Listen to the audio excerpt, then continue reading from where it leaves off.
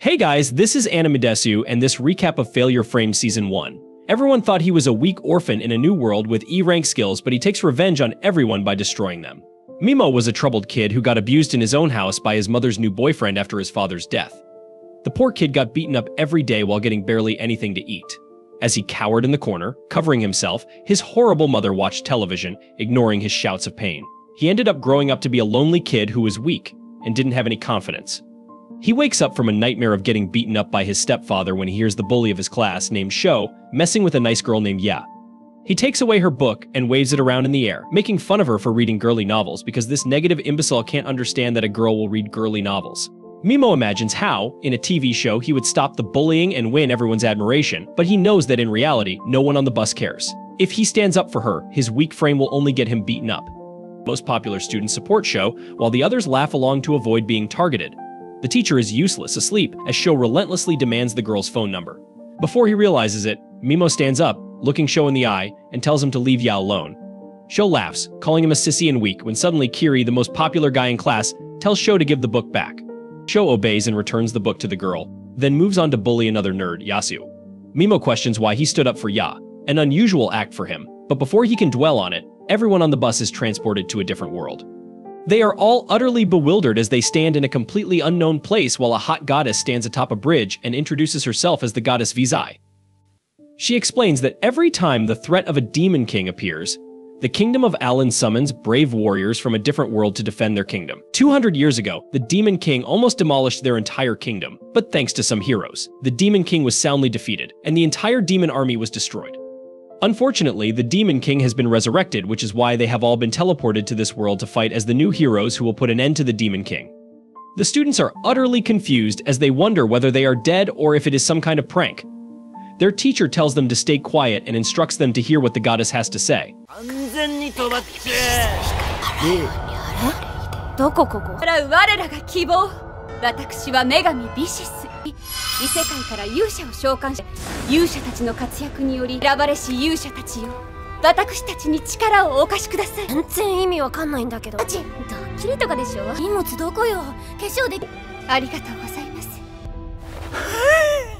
Mimo looks at the old architecture, the soldiers wearing armor and holding spears, and the goddess with the golden eyes before pinching himself to check if he is dreaming.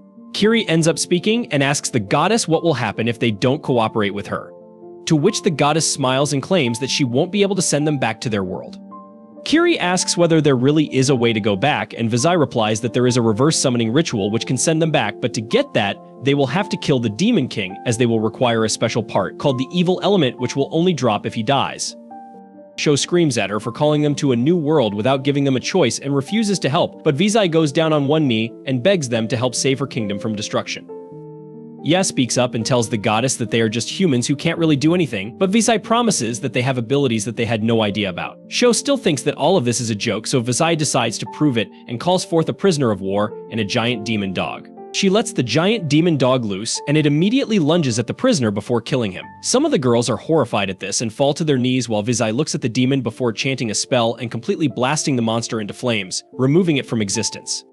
She calls the students forward and tells them that they are going to measure their latent abilities one by one. All the students walk up to a crystal ball and check their abilities as it glows in different colors. After the nerds were through, Sho walks up to the crystal, and as soon as he puts his hand over it, it starts glowing a bright red color. The goddess looks happy and claims that he has a rank skills. Finally, Kiri goes ahead, but as soon as he puts his hand over the ball, it starts glowing a bright golden before exploding. After that, Ya heads up, and even she turns out to be a rank. After some more students, another girl walks up who turns out to be a rank. The guards are completely shocked as Vizai explains that even one A-rank individual is considered extremely lucky, but to have 3 A-ranked people is unreal. Finally, Mimo walks up to the crystal, but when he puts his hand over the ball, it starts glowing a dim purple color. The goddess doesn't even give him a second thought and tells the next person to come up. Mimo tries to ask what rank he is, but she completely ignores him, so he walks away, realizing that even in this world he is going to stay a background character. After that, Yasu, the nerd, walks over to the crystal, who turns out to have a special dark ability inside of him which another dark hero possessed a while ago and became the strongest. Finally, everyone checks their stats as the goddess tells them that they also have a personal ability which varies from person to person before telling them that they have to perform a critical ritual now. She calls Mimo to the front, and he is immediately pushed by a guard. She sends him below in a dark pit and claims that Mimo is E-ranked, which is the lowest in the entire class. Historically, E-ranked people have caused a lot of trouble, so they are usually killed. But since this time they got so many amazing heroes, she will give the E-ranker a chance to save his life, and he will be sent to the Abandoned Ruins, which is a dungeon far away where criminals and monsters are sent.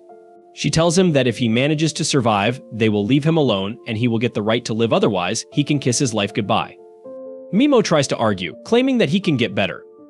But the goddess replies that he falls into the category of failure frame, which means that his stats are so low that even after training his ass off, he cannot get better. He gets pissed off and tells the goddess that he never chose to come here, he was summoned against his will and now is being disposed of. But Kiri cuts him off and tells him that he is wasting everyone's time as the girls are already tired while everyone agreed with him. Mimo falls to the ground defeated when Yasu walks up to him. Mimo remembers the time when he helped Yasu after he got bullied, but Yasu rejects him and tells him that an E-ranker should talk with more respect to their superiors. Mimo loses all hope as the goddess commences the ritual and throws a leather bag as his special item, which is completely useless. Ya tries to defend Mimo by saying that this is wrong. Frustrated beyond belief, he raises his arm and uses the paralyze spell at the goddess, who easily manages to block it before calling Mimo a loser for even trying to hit her with his E-rank skills. 廃棄勇者では儀式を始めましょう。交換時勇者にはユニークアイテムが真剣な革袋があなたの言うだけです。待ってください。宝石にマスを流し込め。レ君はクラスメイトなんですよ。何無礼なこと。まっすぐ彼を解放して。仕方ありません。さあ皆様、私たちの世界で言えば負け。あなたたちは勝ち組の側です。くそったれ。Kiri also tries his spell, which creates a huge fireball, as he claims that he was just checking by letting a small amount of mana in the spell. Everyone laughs at the power difference between a loser like Mimo and themselves, while Mimo simply puts his head down as tears fall down his cheeks. He remembers how his younger self used to cry when suddenly his soul tells him to stop acting like a good person and show them the true nature of his heart, the nature that he has been trying to repress for so long. Mimo finally lets it all go as he looks up with hate-filled eyes and tells the goddess that she is a rotten hoe and warns her to be ready for him if he ever comes back alive.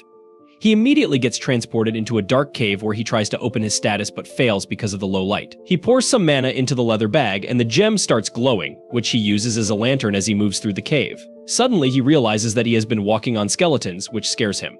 He wonders what could have killed all these people when a monster tries to attack him, which he barely dodges and starts running away. The monster starts chasing him while Mimo runs with all his might, thinking whether he should turn around and fight, but his heart knows that the level difference is so great that he will simply die the moment he stops. He starts crying out of fear and gets knocked to the ground because of a rock jutting out of the floor. He turns around to see his death in its face while frustration over his life takes command of his body. Just as the monster was about to kill him, Mimo ends up trying a last-ditch effort to save his life and shoots the paralyze spell, which, to his surprise, actually petrifies the monster in place. He immediately gets up and starts running away, but soon he reaches the end of the cave, where another bird demon walks up to him with the raw intent of killing him.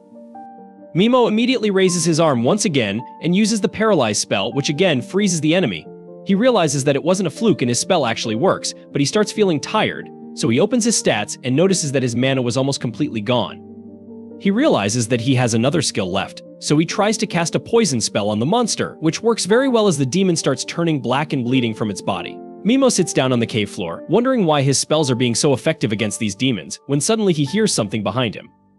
He turns around to see that the Minotaur demon has managed to break off the spell and is ready to land the killing blow on Mimo. But this time, instead of running away, all the hatred for everyone who treated him badly comes back to him. Even after being completely depleted, he raises his arms towards the demon, determined that from now on he will kill to live his life, and challenges the demon to fight him, not knowing whether he will survive this time or not. He attempts to use Paralyze on the Minotaur again, but this time the skill fails to activate, so Momori has to jump out of the way. He is informed by the system that he is not allowed to cast the same effect multiple times on a single target. So he comes up with a new plan and casts Sleep on the Minotaur, causing it to fall to the ground unconscious. Once the monster is out cold, Momori applies poison to it as well. It looks like there are no restrictions on stacking effects, but he is out of mana. If he keeps using his skills, he will eventually burn through his stamina as well, and there are still a lot more monsters for him to deal with. Momori begins spamming paralysis, and eventually he has managed to stop all the monsters but has left himself on the verge of collapse. However, his troubles aren't over yet, as even more monsters begin to approach. So he has no choice but to keep using Paralyze until his body can't take it anymore. It's not long before he reaches his limit and can't go on. There are still a lot of monsters around him, but he knows if he tries to use his skill even one more time, it could mean the end for him. He has no other options available, but luckily, just as he's about to use up the last of his body's stamina, the cockatrice that he poisoned a while ago suddenly dies. Due to this, Mim's level shoots up until he's at level 258, and both his mana and stamina are replenished. Mamori doesn't understand what happened at first, but then he notices the dead monster and realizes that he must have gained experience because his poison killed it. With his energy replenished, he can keep fighting as much as necessary. As he continues to spam paralysis, his skill levels up, leading him to believe he can upgrade it by repeated use. But he will worry about that later, since for now, he has to make sure he can escape this place alive. With his paralysis now at level 2, Mamori notices that he now has the option to select multiple targets at once. So he does so, and the monsters are all immediately frozen in place. He begins inflicting poison on all the paralyzed monsters, and eventually his poison skill levels up as well. But there are still a lot more monsters here, so that means he can level up even more. Mamori takes a look at his status window, and since he leveled up, his stats are far higher than they were when he first got here, especially his mana, which is now over 8,000. Mana is his only way of surviving this hellhole. Mamori takes a break and sits down while he waits for the poison to do its thing. Eventually, the monsters begin dying one by one, raising Mamori's level even further. By the time he is level 500, Mamori is fairly confident that he can now make it out of the ruins. So, he prepares to take care of the remaining monsters. However, after seeing Mamori kill dozens of them with ease, the monsters have enough common sense to know that they shouldn't mess with him, so they all run off. Now that the area is safe, Mamori sifts through the piles of rotting bones in order to find any loot that he could use. After getting his hands on a cloak and a blade, he sets off to escape the ruins. As he looks for the exit, he comes across many different monsters, but he has realized that he faces another problem: he has no food. So, he's going to starve soon if he doesn't get something to eat. So after retracing his steps, he returns to the monster corpses and reluctantly begins carving into them to eat what he can.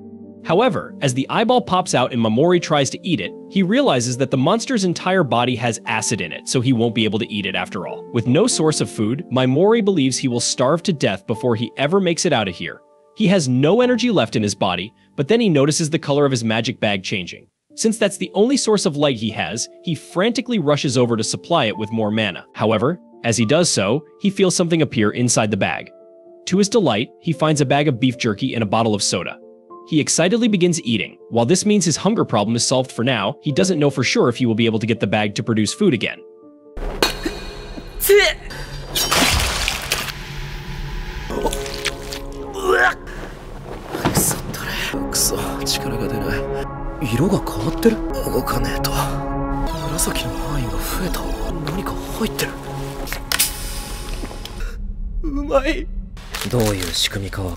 As days continue to pass inside the ruins, Mamori has gotten used to committing mass monster genocide with his skills. But he is worried that he might be losing his humanity because of this. After suffering abuse at the hands of his stepfather, Mamori was on the verge of having his murderous villain arc right then and there. But before he could lose his sense of humanity, he was rescued by his aunt and uncle, who took him in and gave him a sense of normalcy. He learned empathy from them, and he thought he had become a normal person like them. But right now, as he is staring at the mountain of corpses beneath his feet, he feels nothing at all. There's no going back to how he was before, so Mamori just accepts that he's a psychopath now and moves on. As he goes, he comes across another section of the ruins with a floating eyeball monster, but Mamori just takes it out with his poison. As he moves forward, he comes across a door with a magic lock, and upon opening it, he finds a small room with 2 skeletons inside. He assumes they must have been people that were disposed of by Vicious as well, but weren't fortunate enough to make it out alive. He searches through their things and finds a pouch full of gems, so while he feels bad about stealing from the dead, the gems could be valuable, and he could use them once he gets out of here, so he no longer feels bad about it. He goes through the other rooms nearby as well, and eventually he comes across one that takes a large amount of mana to open, but once he finally unlocks it, he finds a skeleton sitting with a note next to it. The note says that the skeleton was once a man known as Angun, the Great Sage, and he was the former hero of darkness. The same one Vicious had mentioned was the strongest of them all. According to Angun's note, Vicious sent him here by force after she no longer had a need for him as a hero. And while he was powerful enough to make it this far, he clearly couldn't escape. So he left a message to help the next person who could manage to make it this far. Vicious may have said the Demon Lord was evil, but she is just as bad in Mamori's eye, although he can't say he is much better than her either, since his only goal is to get revenge on her, and he doesn't care if he has to destroy the world to do it. As he is looting Angun's corpse, he comes across a book of forbidden arts. It is full of information about recipes for medicine and magic tool instructions that could prove to be useful later, so he decides to keep it. He also finds a scroll of forbidden magic, but he doesn't understand what it says. However, if a great sage like Angen went through all the trouble of keeping it hidden with him up until his final moments, then it must be really powerful. It may even be strong enough for Momori to eventually defeat the goddess if he's ever able to decipher it. Momori continues making his way through the ruins until he comes across a door that he thinks will lead to the surface. However, if this is truly the final door, then that must mean the Soul Eater Angen was talking about is here as well. Momori remains cautious of his surroundings and takes a look at his stats to make sure he is prepared for this. He did all he could to ensure he leveled up as much as possible before he got here, so he can only hope that his skills are enough to defeat it. Momori eventually finds a creepy face, and he is certain that this must be the Soul Eater, so he immediately attempts to use Paralyze on it. But the moment he steps out of cover, the Soul Eater fires a laser at him. This is the first time anything has managed to stop him from using his skill, and Momori has to think fast. Since the only way out is to use the gem on his forehead to activate his skill, he needs to say it out loud and be within a certain distance.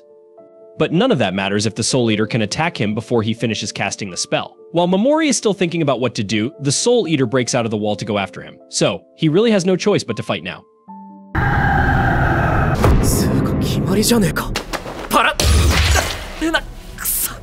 おそらく俺が攻撃の意思を持った。どうする？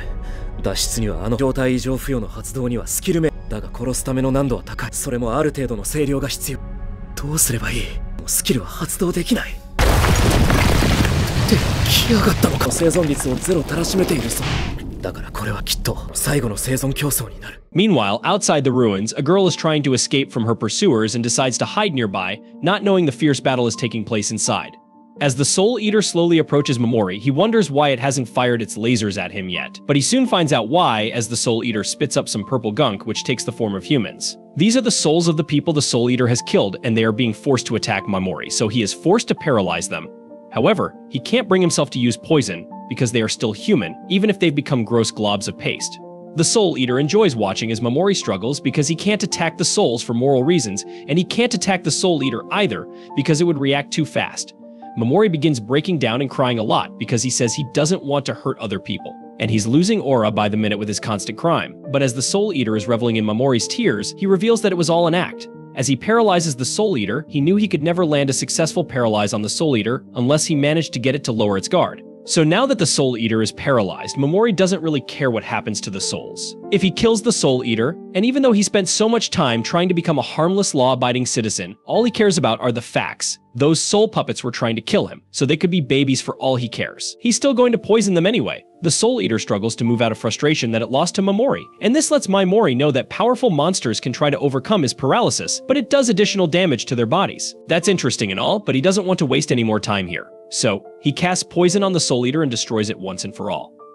Upon doing so, the souls that the Soul Eater consumed are released, and they all appear in front of Momori to thank him for freeing them. They've been rooting for him as he tried to survive the ruins, and none of them really mind the fact that he looted their bodies either. Momori is then approached by Angen, and he has only one thing to say: he wants Momori to take down the goddess and avenge them all. The souls of the dead pass on after that, and while Momori normally wouldn't accept the request without some sort of compensation, he was already planning on taking her down anyway. Now that the final monster has been defeated, Momori can open the door and begin his quest for revenge on the surface. In the forests outside the royal capital, the rest of T's crew is out there hunting demons to level up. Shugo is chasing after a demon dog with a sword. Kiri is burning down monsters with his 6 skills, and he hits level 18 like a boss. Over in another spot, that nerd Yasu, who has a messed up personality, was burning monsters with his dark flames and laughing at their cries. But far away from them, there's this shy and innocent girl named Koba who can't bring herself to kill monsters. But this bully Asagi is telling her that if she doesn't kill them, she's going to lose her life because it's the first test from the goddess. Asagi keeps Koba on a tight leash and says the class is going to fall apart soon with all these selfish peeps formatting factions. Asagi, being a B rank, plans on creating her own crew with the girls who are going to follow her lead. She knows Koba is only a lowly D rank, so she ain't going to be accepted by Kiri's crew or the other powerful factions. Even Ayaka can't take her in, because she is about to die soon. Koba starts freaking out, but Asagi tells her to quit worrying about the small stuff. She just wants Koba to be her cute little pet, and for that, she's got her faction to trap a monster, so she can finish it off easy. Asagi tells Koba she's got to kill that monster and pass Isis's test, or else she's going to end up like Momori. Koba doesn't want to kill any helpless monster, but Asagi keeps pushing her, practically forcing her hand. Eventually, Koba gives in and kills the monster, but that act of violence leaves her feeling crushed. She starts crying, thinking she couldn't help Momori like she wanted to. Ayaka finally snaps back to reality, and that gut pain reminds her how the goddess straight up knocked her out and sent Momori away. She wastes no time and goes straight to confront goddess Isis, who is fronting with her weak-ass acting skills. She tries to play it off, talking about how she was hurt too, sending Momori into danger, but it's just their kingdom's policy. Then she says that the whole ritual to get rid of the weakest crew member is going to keep going, and while Ayaka was knocked out, she already sent those weaklings who couldn't even take down a single demon away too. Ayaka is fuming with hate for the goddess at this point and tells her that her way of doing things is messed up. Isis just laughs it off, saying everyone's got their own opinions, but she ain't going to bend over backwards trying to please them. But then Ayaka comes through with a slick suggestion. As an S-rank hero, she's going to hustle hard and cover for those who can't step it up. In return, she wants Isis to back off on banishing them. Isis actually agrees to the idea and asks Ayaka to shake hands like they're burying the past and starting fresh with a new perspective. Meanwhile, far away from the drama in the dark forests near the abandoned ruins, there's this woman hauling ass trying to escape from a group of nasty bandits. It's hot on her tail, but damn, she is slipping up and leaving easy clues for the bandits to follow. The bandits are planning to let her run wild because they know they're going to eventually trap her and take her down. At the same time, Momori just stepped out of the ruins. He checks his stats and sees his mana skyrocketed to over 59,000, but right now he is more curious about the details of his skills. He finds out he can use his paralyzed skill on specific body parts, not just the whole damn body, and he can even tone down his poison skill to make it non-lethal. He's plotting to test it out as soon as he runs into some demons, but as he keeps moving, he starts hearing squeaks coming from behind the trees. So, Momori peeps a bunch of slimes bullying a smaller slime, and he feels sorry for the little dude. But damn, that little slime got more fight in it than your average bullied kid, and it starts throwing hands back at its bullies. Momori thinks it's the perfect time to test out his new skill, so he paralyzes all the slimes and then hits the bully slimes with that non-lethal poison. He then dispels the poison and paralysis from the bully slimes, making them run away. Then he turns to the small slime and gives it props for standing up against the bullies. Momori tells the slime he's going to release it from the paralyzed state and asks it not to attack him. He sets the slime free and keeps on moving, but the slime starts following him instead. 俺をスライムってやつか。ダメだろそれじゃ。パラライズ、ポイズン。でこっちが解除か。Momori figures the slime's an outcast like him, so he decides to adopt it. He tucks the slime into his hood so it can watch his back and warn him if there's any danger. Meanwhile, Momori gets his read on with that forbidden art book by the Dark Hero. He finds a recipe for some medicine that can boost even slimes. He then chats it up with the little slime, letting it know he's on a journey for vengeance against those who wronged him. He asks the slime if it still wants to roll with him, and the slime's all about it. Momori is stoked to hear that and names the slime Piggy Maru, and the slime's feeling its new name too. Momori keeps on walking like a boss when out of nowhere, he gets surrounded by the bandits who are after that mysterious woman. These bandits are trying to tire her out, but on the way, they picked up some other presents and ended up here looking for some fun. The bandit leader tells Momori to hand over all his valuables and maybe they won't mess him up. Momori is terrified now because the bandits look scary as hell, and he ain't never fought no humans before. The bandits start arguing about whether they should hurry up and catch that girl or waste time with random nobodies, and Momori sees his chance to dip out of there. He tries to sneak away while they're beefing, but the bandit leader ain't having it and tells him to freeze. Momori throws his hands up and begs for his life, but that just makes the bandit even more eager to take him down. He comes charging at him, but little did they know Momori was just acting scared as hell. So Momori uses his paralyzing skill to freeze the bandit leader in his tracks. Then he takes his sweet time to lay into those bandits, calling them scum, because even though they are way weaker than the demons in the ruins, their evil intentions are even more intense than them. Even Piggy Maru is mad as hell at those bandits. So Momori says killing people like them won't mess with his conscience, and he's actually happy because he is getting rid of Earth's garbage. He casts a poison spell on all the bandits, and once they all drop dead, Momori senses another presence nearby. こいつは殺す。このゴミ肉で試す。まだ生きた人間で試して。そろそろ男だとお楽しみのてめえが壊しにかかったら。あとはあの女に手を入れちまったせいでもう。で見逃してくれ。ダメだってば。俺たちお仕事の続きさ。そのマガス様のエレパラライズ。よっ。Turns out it's the mystery girl, and she summons some spiritual armor using her tribe's special technique to protect herself. She can feel Momori's presence too and knows someone really powerful is close, but the vibe he's giving off is kind of uncertain. Now, the girl ain't taking any chances, so she starts swinging her sword around, cutting through a bush where Piggy Maru was hiding. Just then, Momori sneaks up behind her and freezes her in place. She stutters and asks what he wants, and he says he just wants info because he is new to the area and knows nothing about it. The girl asks about the 4 bandits, so Momori wonders if they are her crew. She denies it, and he believes her because she ain't using that same evil intent like those scumbags. He removes the paralysis just from her head so she can talk freely, but he warns her not to pull any funny business or he'll straight up end her. Mamori steps in front of the girl and keeps it real, saying he doesn't trust nobody, especially not strangers he meets for the first time. Before he can start grilling her, the girl asks what happened to the 4 bandits. Mamori tells her he killed them all, and she can't believe it because apparently the thugs had a reputation for being hella strong. She asks Mamori if he fought them alone or had help, but he shuts her down and ain't giving her no details. The girl's got faith in Mamori, thinking he ain't a bad boy, so she decides to trust him and says she'll keep honest with her answers. Mamori is feeling her cooperative attitude and starts trusting her a little more, but he ain't ready to set her free just yet. They start chatting and Mamori finds out he ain't chilling in the alien kingdom but is stuck in some forest down south in the Eula kingdom. Dude's learning a ton of stuff and finally he asks the girl if she can read that forbidden spell scroll. She spills that it's written in some crazy ancient script that barely anyone can decode, but she knows someone who can. She puts Mamori onto this forbidden witch, this chick who got kicked out of her homeland because her knowledge was off the charts and people thought she was too damn dangerous. The girl tells Mamori that if he wants to meet the witch, he's got to make his way to the Golden Demon Zone, this sketchy-ass area smack in the middle of the continent. Mamori shows his gratitude for all the dope info, and she thanks him right back for saving her from those bandits. Mamori says that the information makes it even, and the girl sends him good vibes, wishing him the best of luck.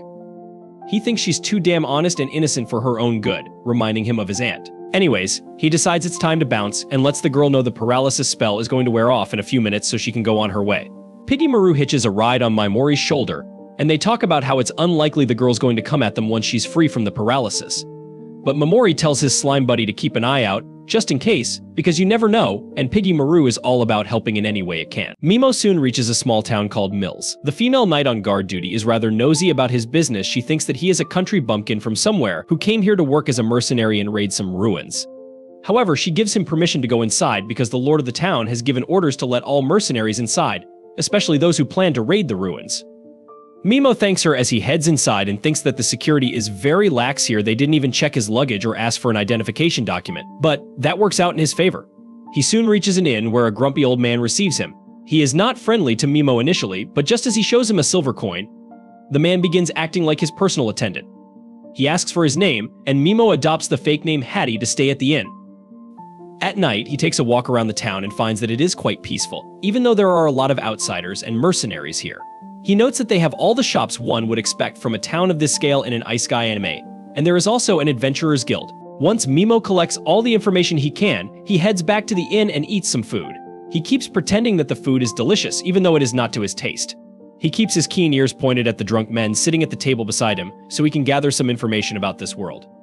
The drunk men are talking about the strongest knight orders on the continent. One of them talks about the holy knights under the Mad Emperor Falcon, who have never lost a war. Other men name other popular knight orders and believe that the magic knights of their Urza kingdom are not inferior to them in any way. However, all the men unanimously believe that the strongest knight order on the continent is the Black Dragon Knights, who burnt down the holy kingdom of Nia in record time. They begin fanboying over the strength of the Black Dragon Knights, who also have the strongest hero killer in the world among them.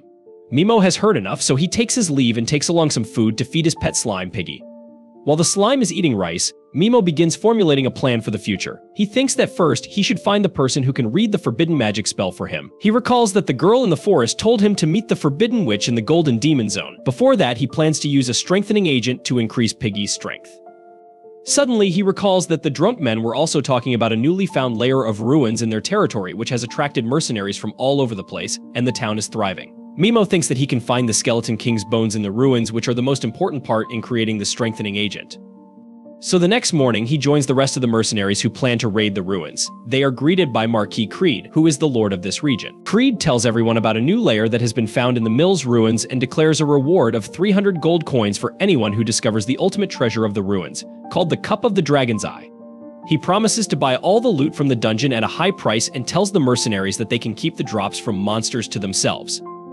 The registration process starts with that. Mimo's attention goes to a douchebag noble called Flash trying to hit on a girl who has covered herself with a hood. She asks him what he wants, and Flash remarks that her voice sounds like a certain leader of the Holy KN army of the ruined kingdom of Nia. His words create a wave of gossip among other mercenaries, who wonder if the Night Princess of Nia is really here because she has a huge bounty on her head. The douchebag keeps flirting with the woman aggressively, telling her that even her jugs are the same size as the elf princess who once refused his offer to have dinner with him. The woman tells him that he has got the wrong person, so he asks her to remove her hood and prove that she is a human and not an elf. He is confident that once he takes off her hood, her pointy ears will reveal that she is an elf, and since he already recalls the face of the elf princess, he will be able to claim the bounty on her head. However, when he removes the hood, the girl has normal human-shaped ears, and Flash is taken aback.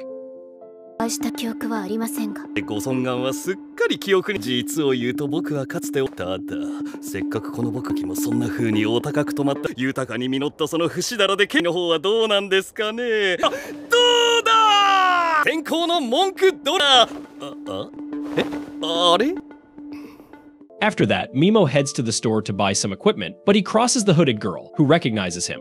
She approaches him and begins talking about the raid. Mimo warns her to be careful about how she deals with douchebags because the man from earlier may come to hurt her out of spite. She replies that she doesn't care and explains that she deliberately acts rude to people so that they leave her alone. Mimo then asks the girl for her help in buying some tools for the ruin exploration because he fears that he may get ripped off. He promises to pay her for her services, and the girl gladly takes the offer because she is in need of money. She shakes hands with Mimo, introducing herself as Mist, and he realizes that it is a fake name. He introduces himself as Hattie too, but explains that he also has some circumstances like her, which is why he is also using a fake name. The next day, Mimo heads into the mill's ruins and immediately finds some mercenaries running away from a demon calf that is the young version of the Minotaur he fought in the previous ruins. He paralyzes and poisons the demon, and then finishes it with his short sword. Meanwhile, the mercenaries call their senior to defeat the demon calf, and they are astonished to see that it has been defeated by someone using just one stab of a short sword. Unbothered by this, Mimo makes his way inside the ruins and finds that the demons here are not even a threat to him. On his way, he suddenly overhears Flash asking two rugged mercenaries to help him kill Mist because he can't bear to let anyone who humiliates him stay alive. He plans to torture her thoroughly before killing her, and then feed her to the demons. Mimo is disgusted by the way the filth of this world thinks, so he comes out of hiding to deal with them. Flash and his underlings get ready to finish him, and Mimo tries to test them by apologizing and saying that he will keep everything he heard a secret. Flash has no intention of letting him lie, but just as he attacks, Mimo paralyzes him and his goons. He poisons them while they are paralyzed, and it feels oddly refreshing to rid the world of filth like them. Mimo starts walking away, and Flash curses him, saying that he will get his revenge. But Mimo was leaving them alive only because some powerful demons were heading their way anyway. The demons eat the paralyzed jerks, and Mimo heads deeper into the ruins without any weight on his consciousness. 俺が悪かったなんで殺しまうぜ邪魔くせを飲み込めパラライズそれより誰をぶっ殺すってポイズン覚えてるこれが意外と悪くなこそここできっちり潰しておくバカかお前 Mimo then heads deeper into the ruins, leaving dead monsters in his wake. Because of this, he is cornered by an experienced adventure party called Saber-Toothed Tigers. Their leader, Lily, and vice leader, Foes, say that they couldn't even find the cause of the monster's death, so they suspect that some extremely powerful enemy is present here. That is why they are planning to return to the surface to ensure their safety, and they only stop Mimo to ask if he would like to come with them. He thanks them for their concern and keeps going ahead. He thinks that if he kills more demons and leaves them scattered, even more mercenaries will get out of the ruins, and he will have better chances of getting what he wants. Eventually, he reaches the room where the Dragon's Eye Cup is placed. Mimo notices a dragon statue behind it and has seen enough anime to know that the thing is going to attack him if he takes the cup. So he paralyzes and poisons it in advance and then takes the cup. As the monster dies, just as he turns around, he finds Mist there, who is surprised to see that someone reached the room before her. She says that sleeping for a couple of hours cost her the grand prize, but to her surprise, Mimo has no problem handing over the cup to her. Mist is flabbergasted and asks what she should pay for it, but Mimo tells her that she can keep it because the persona he is wearing right now is extremely naive and susceptible, especially when pretty girls are involved. Mist can't take something worth 300 gold coins for free because it hurts her honor, but Mimo keeps telling her that he doesn't need the cup or money. He begins fiddling with the platform and opens a secret passage leading deeper into the dungeon. He tells the girl that what he wants is deep inside the next floor, and he used the recruitment offer just to get here. Mist suddenly offers to be his bodyguard to the next floor as a way to pay him for the cup. She is insistent that she will be helpful to him, and after thinking for a while, Mimo agrees to take her along. He lays out two conditions. Firstly, she will not poke her nose into his personal circumstances, and secondly, he cannot guarantee that they will come out of the ruins soon. Mist immediately agrees and swears to protect him, even with her life. They soon run into a creepy plant monster with golden eyes, and Mist makes quick work of it with her sword skills. Mimo applauds her and then asks her about the golden-eyed demons. She replies that the golden-eyed demons are said to have a lot of experience points and help heroes from the other world level up quickly. She also adds that otherworldly heroes can't get experience from killing humans and thus need to keep killing demons to level up. Mist explains that it is said that a special magic element released by the Demon King is what turns normal creatures and demons into golden-eyed variants, making them more powerful and ferocious. This makes Mimo think about Kiri, the golden hero, and he gets an eerie feeling that his power may somehow be connected to all this. Soon they come to a resting zone, and Mist says that she feels the presence of a monster nearby. Mimo realizes that it must be Piggy, so he brings the slime out and introduces it to Mist. They immediately become friends, and then Mimo asks her to take a nap because she badly needs it. She reluctantly agrees and lays on the bed when suddenly Piggy starts dancing in front of her. Mist is distracted, and using that chance, Mimo puts her to sleep with his skills. To his surprise, Mist suddenly glows and returns to her normal form, which is that of an elf. Mimo always had a hunch, but now he is certain that Mist is actually Cyrus, the Princess Knight of the Holy Kingdom of Nia. Far away from them, in the forest where Mimo killed the 4 bandits pursuing Mist, the leader of the Black Dragon Knights is looking at the scene of carnage. He believes that Mist defeated the 4 powerful bandits herself and thinks that he will have fun fighting her the next time they meet. The next day, as Mist wakes up, her transformation skill automatically activates, making her look like a normal human. She panics, thinking that Mimo might have seen her, but feels relieved when she sees him sleeping on the floor. Piggy comes up to her and starts squeaking, and Mimo takes this as a cue to stop pretending to be asleep. They start their journey into the dungeon after that. Upon sensing the entire floor rumble and shake, they decide to run away. Suddenly, a giant monster breaks through the wall next to them, and Mist recognizes it as the Skeleton King. Mimo can tell that it is the boss monster of this dungeon because it is much stronger than any demon they have faced. However, Mist knows that the odd-looking bone under its chin is its weak point, and if they just break it, they will win. Mist believes that normal mercenaries stand no chance against the Skeleton King, but together they might. The Skeleton King seems to consider Mist a greater threat than Mimo, and he has no problem with that. Mist suddenly starts activating her power, telling Mimo that she needs to use it to defeat the boss monster, but also needs to keep it a secret from the world. She asks him to keep her secret as a special armor appears on her body. The Skeleton King begins charging an energy blast, and Mist tells Mimo that in case she can't beat it, he should immediately run away. However, he takes action before her by paralyzing the boss monster with his skill. Mist is confused, but as Mimo casts a poison spell on the demon, she suddenly realizes that he is the man she met in the forest. Soon, the Skeleton King dies because of the poison, and Mimo gets the bones needed to create the strengthening potion. He takes one look at Mist and realizes that her mind is full of questions, so he promises to answer her questions once they get to the surface.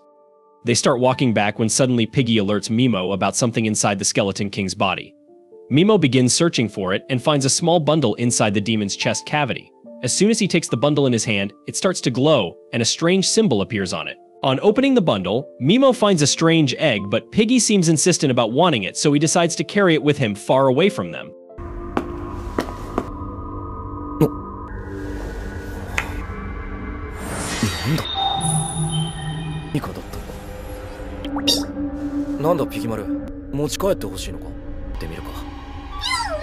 Mimo's classmates have also entered their first dungeon. Some students run away as skeleton knights begin chasing them, while a girl sits on the floor and cries over her severed arm.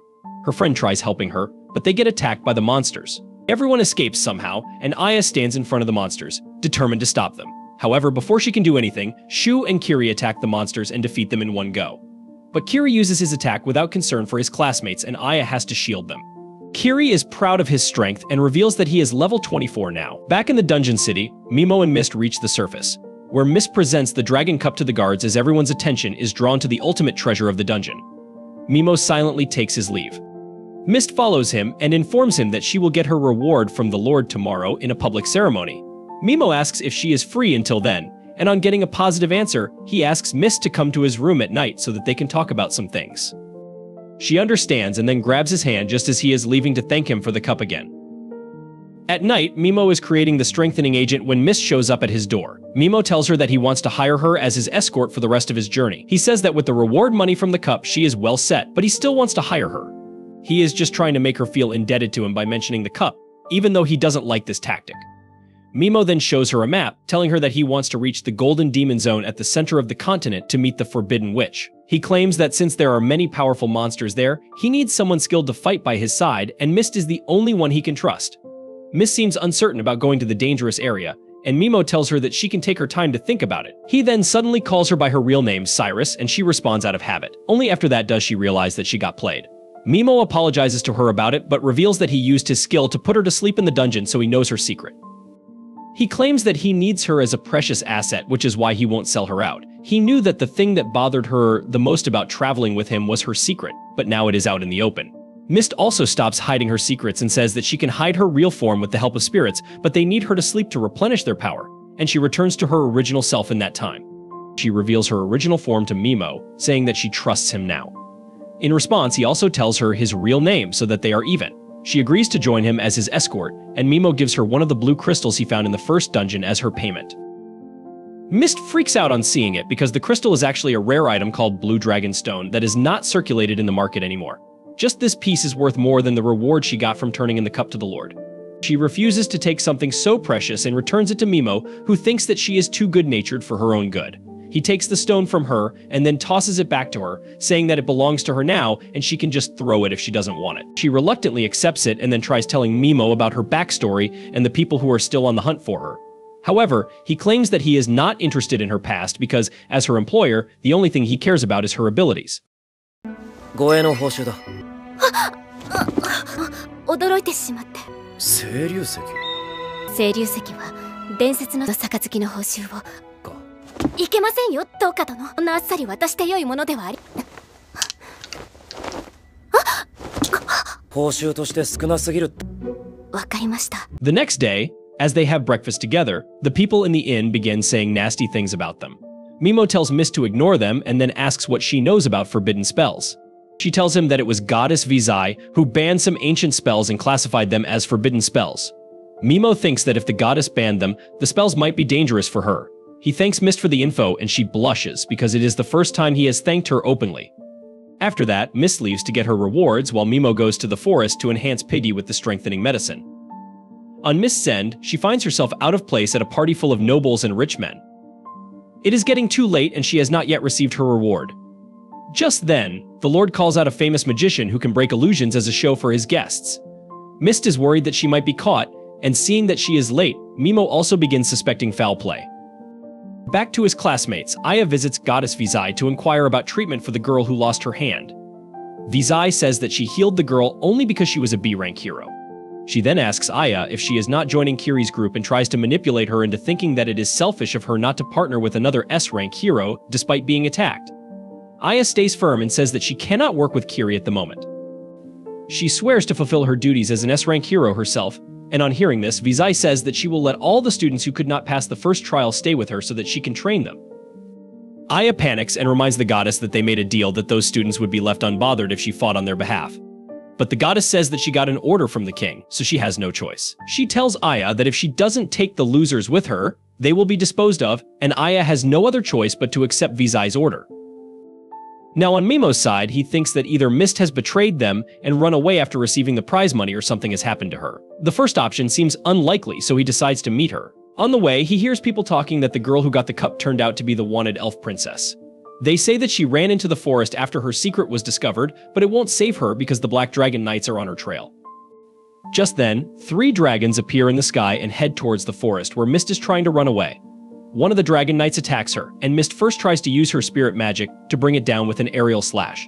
She enchants her sword to defeat the second and the third Dragon Knight, but she is tired from fighting them despite them being low-ranking knights.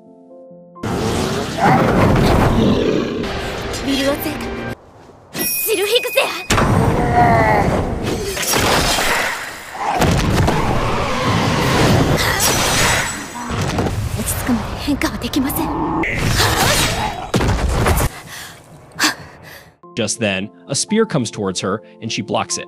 A dragon is charging towards her, but Mist realizes that it is a decoy and the real enemy is in front of her. So she rushes ahead and clashes swords with a high-ranking knight named Gizan, who tells her that she is going to die here. Mist can't use her spirit armor to fight at full strength because of the illusion-breaking spell earlier, and Gizan keeps pushing her back as he reveals that he got orders from a certain person to kill her on sight rather than capturing her alive. However, he plans to have some fun with her before killing her. He keeps pushing Mist back, and when she loses balance and falls, he kicks away her sword before pouncing on her. Luckily, Mimo arrives just in time and paralyzes Gizan and his dragon. Mist gets out of her situation and asks him what he is doing here, while Mimo puts non-lethal poison on the knight. He puts Gazan to sleep before talking with Mist and reminds her that they can't talk about private stuff when others are present. He tells her that he came back to pick her up, but she tells him that she cannot accept his job offer now because he will also be pursued by the Dragon Knights if he is with her. She tries to return the blue dragon stone to him as well, but he gets irritated by that and throws a pouch full of dragon stones back at her. Mist is perplexed on receiving it, and Mimo tells her that he cannot find a better escort than her and neither can he be bothered with trying. He then abruptly asks her to undress, and Mist wonders if she heard that right. This is the end of Failure Frame Episode 5. Thank you so much for staying on this channel and watching our videos. Don't forget to like this video and subscribe to our channel so we can keep you updated with our latest content. See you in the next video.